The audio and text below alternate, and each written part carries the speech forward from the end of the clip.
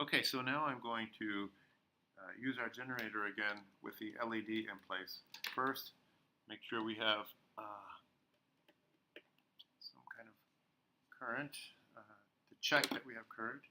I will once again hook our galvanometer up, and maybe I'll use it on this side so it's not so sensitive and moving around wildly.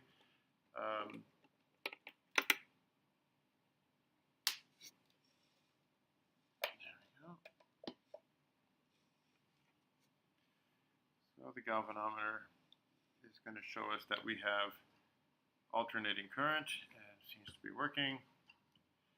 And yet averaging out to zero, right?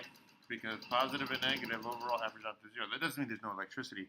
The time average. There's clearly electricity flowing and energy being generated, as you can see from the light bulb. Now, I'm going to take the LED and I'm going to put it in the circuit as well. So how do I do that? Well, I guess I could just put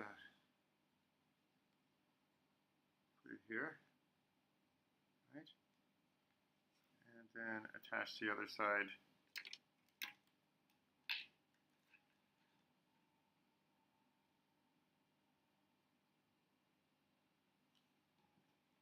Of the LED. Now, in the last video, you saw that it mattered what polarity was connected to the LED. That is to say, the LED has a side. One side is negative, or I should say needs to be on the negative or low potential. The other side needs to be in the high potential so that the electricity flows the correct direction.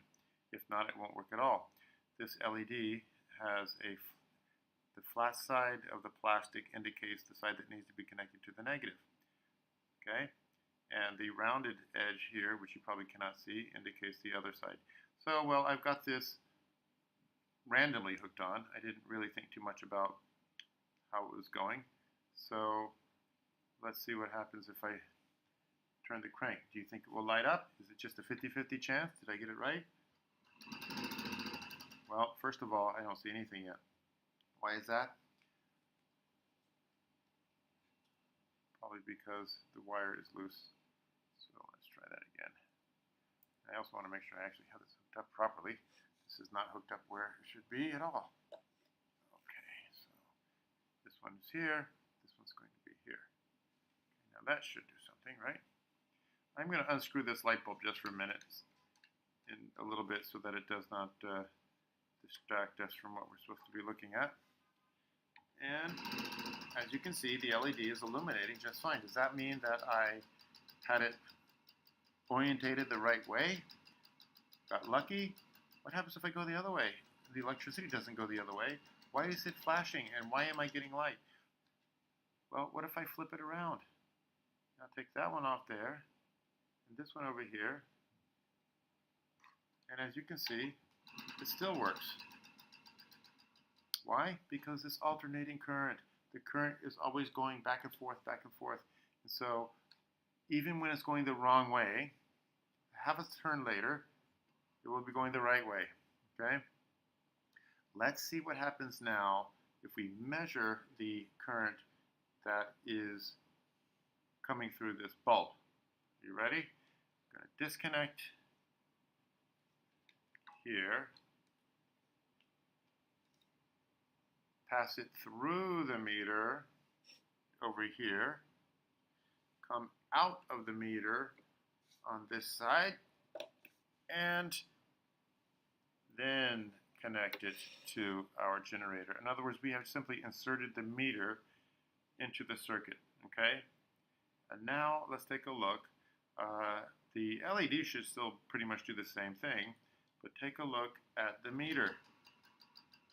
Look at the meter is deflecting to one side only. It isn't what we would call alternating current. We are getting current only in one direction. Now the size of the current is fluctuating. You can see it's wobbling a bit.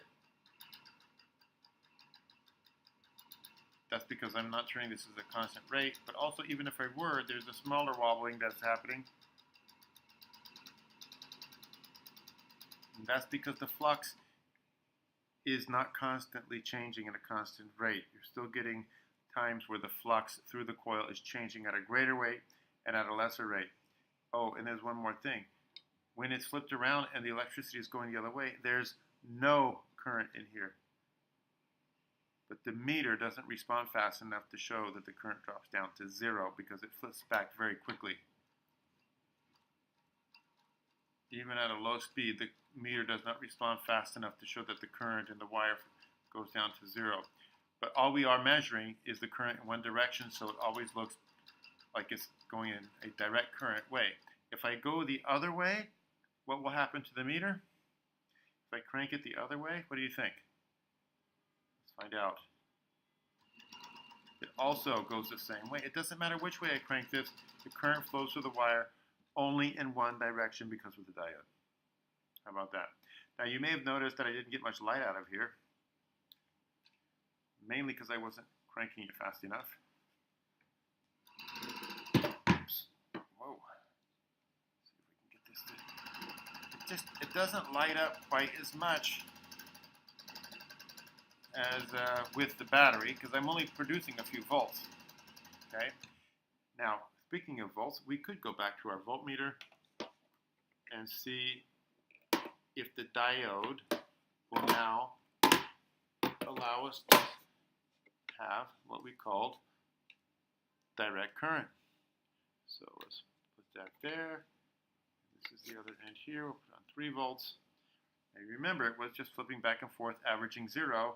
Now, look at that. Minus 5 volts. Oh no, sorry, minus 1 volt, excuse me. Go the other way, it's still minus 1 volt. No problem. If we switch the diode the other way, now we'll be catching the electricity when it's going the other direction, and it will deflect to the right. 3 volts. Now yes, it is less bright. It is less bright than the direct current effect because we're getting maximum voltage only when the coil is changing the most, and it stays in such a position, and the flux is changing the most for only a brief amount of time. We're only getting illuminated for half the time. Half the time is turned off because the current's going the wrong way. This is called a half-wave rectifier because it is taking that sine wave and we're getting half of it, one direction or the other, depending on how these are connected together. In the next video, I will try to construct a full wave rectifier.